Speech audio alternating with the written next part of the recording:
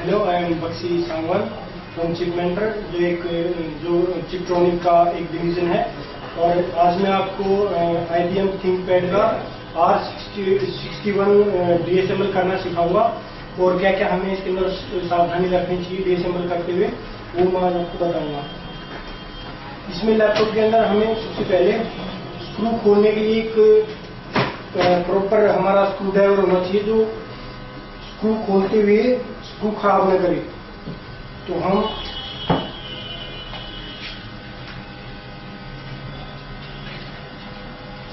सबसे पहले screw driver ऐसा लेंगे तो स्क्रू में सही से फिट हो जाए। और सबसे पहले ऐसा डीएसएमएल करने से पहले सबसे पहले बैटरी को रिमूव करेंगे, बैटरी को अच्छे से बाहर निकाल देंगे।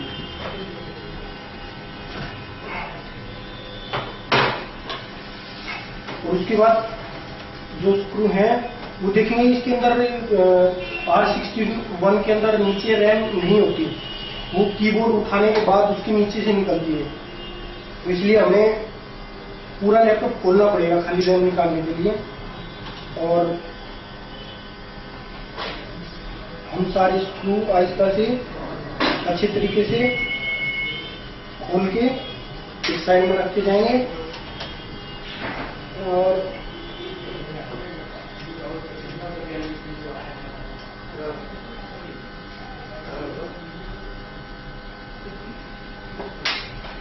और ये हमारी इस साइड में हार्ड डिस्क है। और हार्ड डिस्क को ऐसे आराम से बाहर निकाल लेंगे।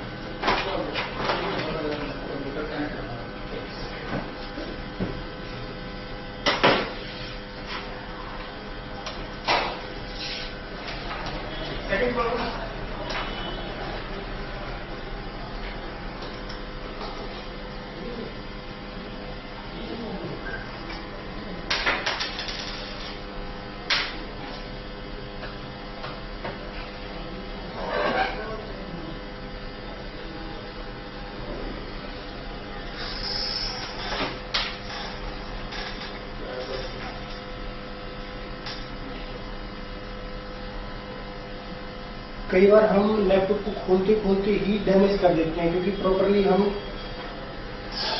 इसको जहां से खोलना चाहिए वहां से खोलते नहीं और जबरदस्ती उखाड़ देते हैं। तो हमें इस चीज का बहुत ध्यान रखना चाहिए कि ऐसा लैपटॉप को डीएसएमएल करते हुए बड़े आराम से और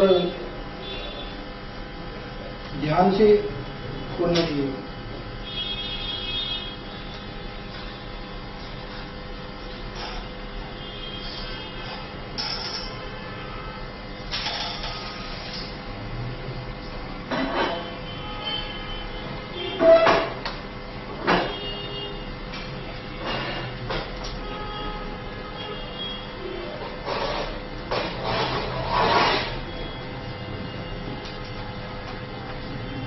खोलते हुए ध्यान रखना चाहिए जो स्क्रू जहां पे लगा है वहीं पे लगाना है। कई बार क्या होता है कि जो स्क्रू जहां नहीं लगता वहां पे लगा देते हैं, तो हमारी बॉडी को डैमेज कर देता है या आर पार निकल जाता है। तो इस चीज का ध्यान जरूर रखना चाहिए कि जो स्क्रू जहां लगा है वहीं पे ओपन लगे।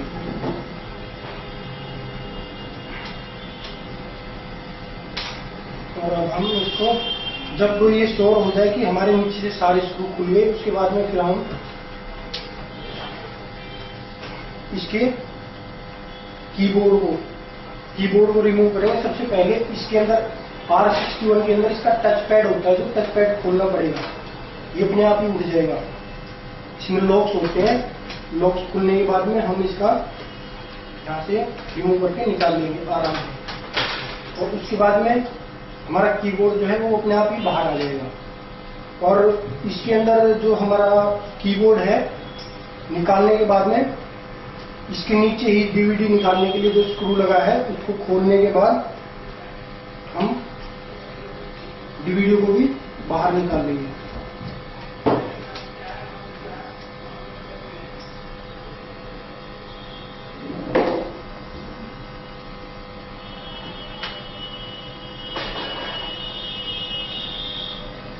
ये जो नीचे वाला हिस्सा होता है बॉटम विजुअल बोलते हैं, ये इसके अंदर सी और डी पार्ट होते हैं। जो सी वाला पार्ट होता है वो अपर होता है इसका, और जो होता है डी को नीचे होता है।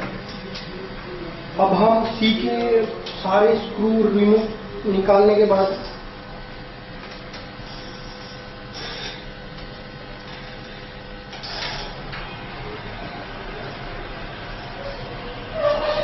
ये इसके अंदर रैम लगी है हमारे सामने, जो बाहर आसानी से निकल जाती है। कई बार रैम निकालते हुए हम रैम के स्लोट को खराब कर देते हैं, क्योंकि रैम को खोल के आराम से निकालना होता है और डालते हुए इसको ध्यान रखना चाहिए, क्योंकि ये आराम से निकलेगा, आराम से डलेगा।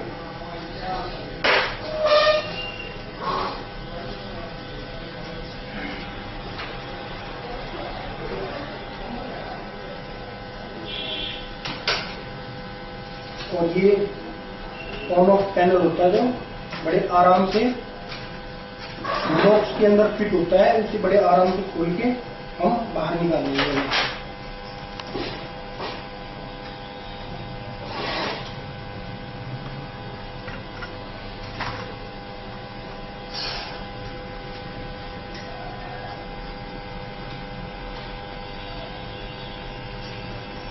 और ये देखिए बड़े आराम से इसका कीबोर्ड निकल गया। इसके बाद हमें टॉप विजुअल को उससे अलग करना है।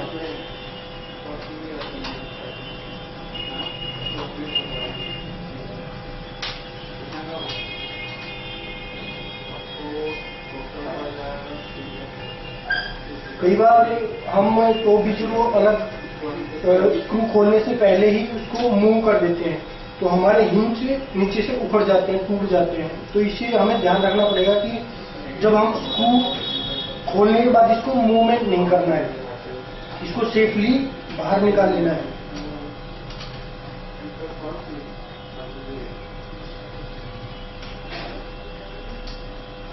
और ये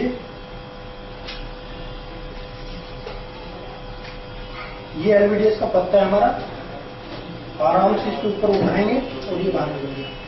इसको सेफली तरीके से टॉप विजुअल को भी हमें इनका इंचों का खास ध्यान रखना होता है, क्योंकि ये स्क्रू सही से नहीं लगाएंगे या कसेंगे नहीं तो बहुत जल्दी टूट जाते हैं। अब ये हमारा बॉटम विजुअल अलग हो गया टॉप विजुअल से, और इसको अलग करने के लिए, बोर्ड को बाहर निकालने के लिए हमें सबसे पहले ये देखना है कि इसके अंदर ऊपर स्क्रू कौन कौन से लगे हुए हैं।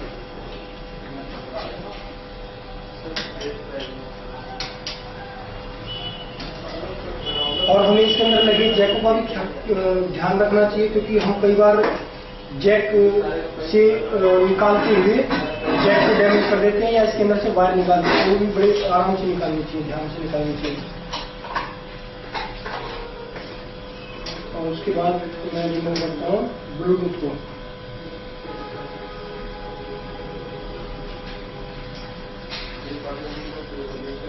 देखिए ब्लूटूथ अलग हो गया।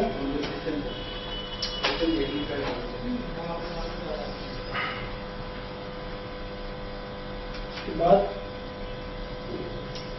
हीटसिंक के स्क्रू, प्रोसेसर के ऊपर हीटसिंक लगी हुई है, उसके स्क्रू आर पार हमारे बॉटम विजुअल के अंदर लगे होते हैं, उसके खोले बगैर हमारा बॉटम विजुअल अलग नहीं होगा। और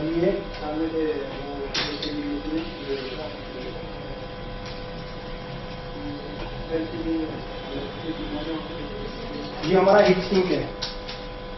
इसके सारे स्क्रू खोलने के बाद आराम से सेफली निकल गया। और इसके अंदर थर्मल पेस्ट लगा होता है, जो कि हमारे प्रोसेसर को कूल रखता है। और इसको हमें एक बार रिमूव करने के बाद में दोबारा फिर से नया पेस्ट लगा के उसके बाद लगाना चाहिए। और ये फैन के अंदर खास ध्यान रखना चाहिए। हमारे बोर्ड के अंदर सबसे ज्यादा प्रॉब्लम फैन की वजह से आती है, प्रॉपर कूलिंग नहीं होती है। तो इस फैन को खोल के रिपेयर कर सकते हैं कि यहाँ पे गंदगी वगैरह ना हो।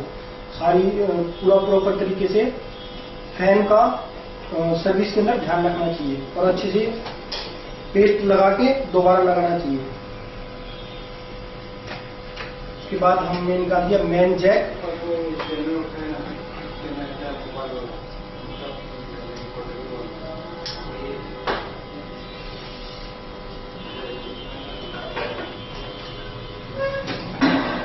और इसके अंदर कभी भी जबरदस्ती नहीं बॉडी इसको बॉटम बिजल को खींचना नहीं है। अगर वो लगाए तो उखाड़ना नहीं, क्योंकि वो हमारे खोलते इसमें कई बार डैमेज हो जाता है और दोबारा पैकिंग करने में फिर प्रॉब्लम आती है। इसलिए हमें एक एक स्क्रू को बड़े ध्यान से खोलना चाहिए। और ये देखिए बड़े आराम से, जहां से नहीं निकल रहा है वहां देखना चाहिए कि कोई स्क्रू तो नहीं है। और ये बड़े आराम से इसका टॉप बिजल का ये प्रोटेक्शन होता है सी। और ये हमारा बोर्ड अलग से निकल गया। ये हमारा डिवाइडर अलग हो गया। और उसके बाद इसके अंदर भी बॉटम बिजल के डी के अंदर भी हमारे बोर्ड के ऊपर रोकने के लिए कई बार स्क्रू लगे होते हैं, और हम वो स्क्रू ध्यान से रिमूव करते हुए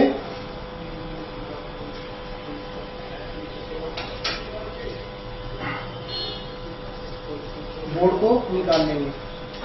ये देखिए ये यूएसबी जैक था, और बड़े आराम से निकालने के बाद में